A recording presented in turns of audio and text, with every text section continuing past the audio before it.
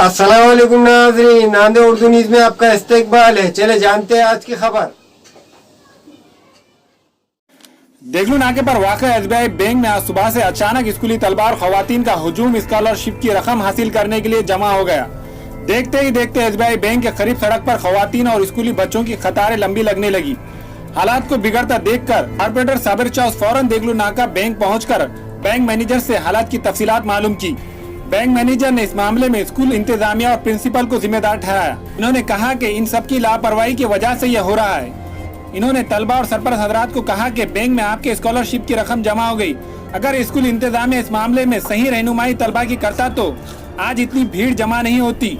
इस मामले में साबिर चाउस ने बैंक मैनेजर से कहा कि वो खुद स्कूल के प्रिंसिपल से भी इस मामले में मुलाकात करेंगे। साबिर चाउस के इस इक़दाम पर शहरियान नांदेड़ की जानिब से सताइश की जा रही है।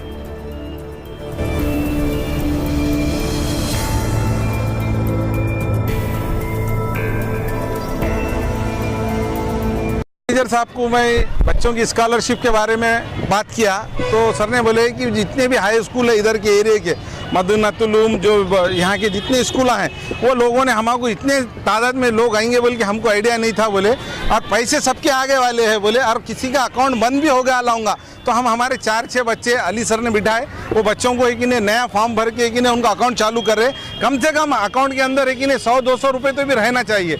वो है कि नहीं रहते हुए आधे लोगों के अकाउंट ही बंद हो गया है। इसलिए कि लोग हैं कि तकलीफ में 12 बजे से आए वाले हैं लोग।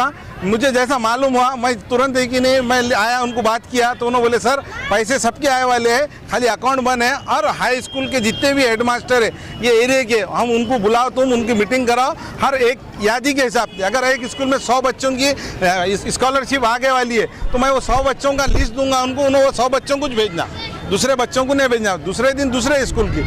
ऐसा करके हम लोगों की खिदमत करने के लिए बैठे आले हैं।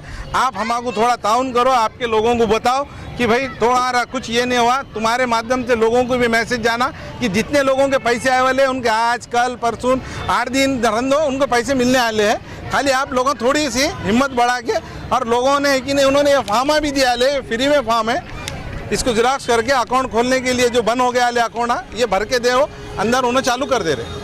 बैंक वालों ने बोले कि भाई हमको अंदाज़ा नहीं था इतने लोग एक साथ आ जाएंगे, और हमको हेडमास्टरों ने इत्तेला नहीं दिए बोले, और एक साथ है कि नहीं पूरे स्कूलों के बच्चों को भेज दिए बोले। हमको भी दुख हो रहा। मैं बोला सर ये कैसा है, मैं बोला अभी हाईवे चौरस नाका हाईवे रास्ता है, अगर कोई भी बच्चा छूट के गलती से इधर उधर गया तो वो तो एक इधर रह जाएगा स्कॉलरशिप, वो बच्चे की तो ज़िंदगी से हाथ धो बैठेगा उन्हें। इसके लिए उन्होंने बोले भाई मैं भी ताउन करने को तैयार हूँ, तुम हमको मदद करो, तुम्हारे तरफ से लोगों में अपील पहुँचाओ कि ये ऐसा नहीं होना चाहिए, और हेडमास्टरों को आप हमारे से ज़्यादा बोल सकते हो। हमारे यहाँ मुख्तलिफ कंपनियों के इलेक्ट्रॉनिक्स और प्लास्टिक के तमाम सामान और फर्नीचर दस्तियाब है। एक मरतबा तशरीफ लाकर खिदमत का मौका दे। प्रोपराइटर हाफिज मजहरुल्लाह बेग, अदर Baig, Albarkat home appliances, furniture and electronics, टायरबोर्ड, देगलू नाका, नांदेड़।